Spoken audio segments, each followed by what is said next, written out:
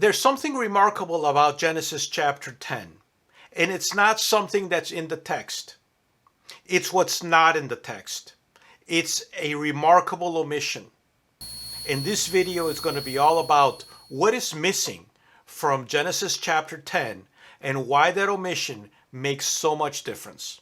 Welcome to Carving the Bible. My name is Francisco, and on this channel I carve the Bible in granite word by word, and as I do that I reflect on what I'm carving. Now, to give you a little bit of background, Genesis chapter 10 is basically a list of the descendants of Noah through his three sons, Japheth, Ham, and Shem. And it lists their descendants and creates this table of 70 nations in the ancient Near East. It includes places like Egypt and Assyria, Canaan, the kingdom of Cush.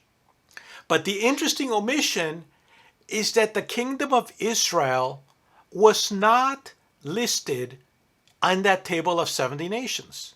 Israel is what the rest of the Hebrew scriptures is about. They're the main character. And reaching this point where the nations are being listed and not listing the main character really is surprising. And the problem with this is that it creates immediately the situation for a conflict. Because if Israel is going to have a kingdom, it's going to have to take that land from somebody else. It immediately sets up the conditions for war. But before we get to that, let me read for you the verses I'm carving in today's tablet to create the context. These are the sons of Ham, after their families, after their tongues, in their lands, in their nations. And to Shem, to him also were sons born. He is the father of all the sons of Eber, the brother of Japheth the elder. The sons of Shem, Elam, Ashur, Arphaxad, Lud, and Aram.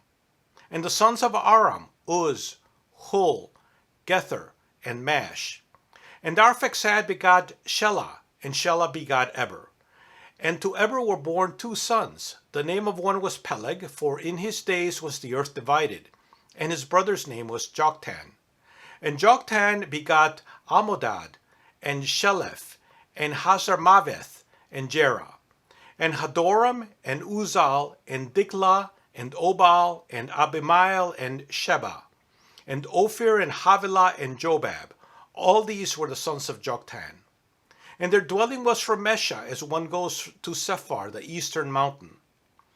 These are the sons of Shem, after their families, after their tongues, in their lands, after their nations.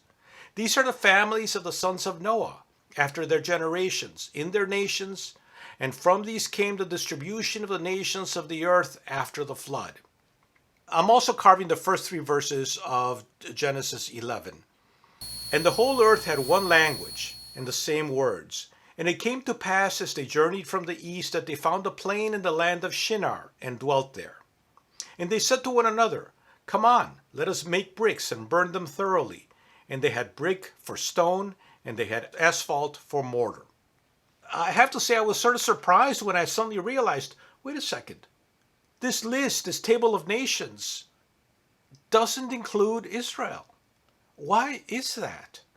There's a couple of possibilities here. One possibility is that it was simply a way of explaining a conflict that was already there, that had emerged. It's creating a mythology behind the conflict. The antagonism between the Canaanite people and the Hebrew people.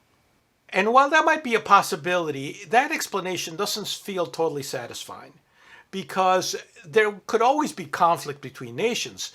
The kingdom of Israel could have been listed in the table of nations and still have had a conflict with the Canaanite people. The second possibility is that it's missing for theological reasons. And let me explain that a little bit farther. It seems like they wanted to tell a different story, and this is where it gets interesting. Israel, or the kingdom of Israel, was not just another place that was taken over as people procreated and spread in the world. It wasn't just part of a historical process. It was actually made deliberately by God in covenant with their ancestor Abraham. All the other kingdoms develop historically. They're just children of children of children that grow into nations, and those nations are just part of the world. In Genesis chapter 12, God says to Abraham, "Go from your country, and I will make you into a great nation."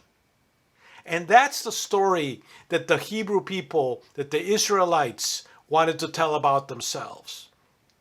Remember that the book of Genesis is probably edited and finalized either during the Babylonian exile or immediately afterwards.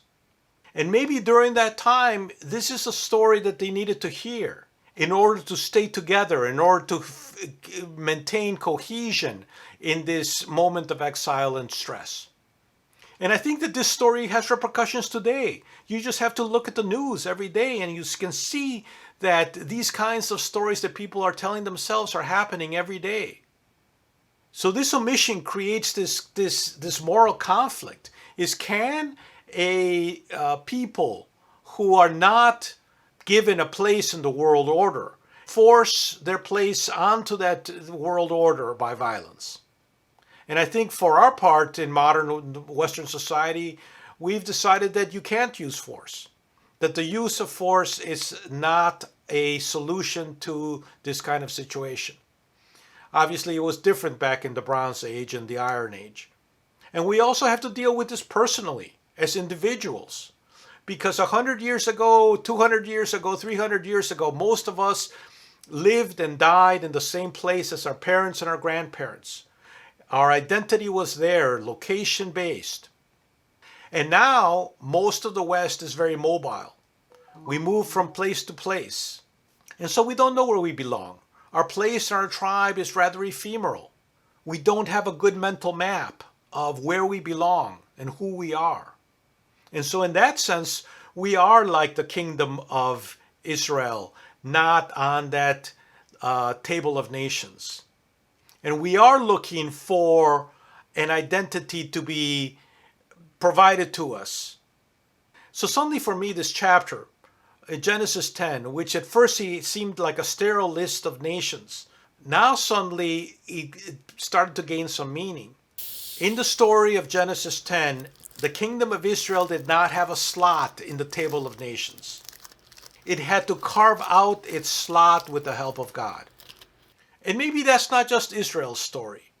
Maybe it's also the story of any people, any group that somehow feels like it's missing from that table of nations, who must now make moral decisions about who they are and how they're going to relate in the world.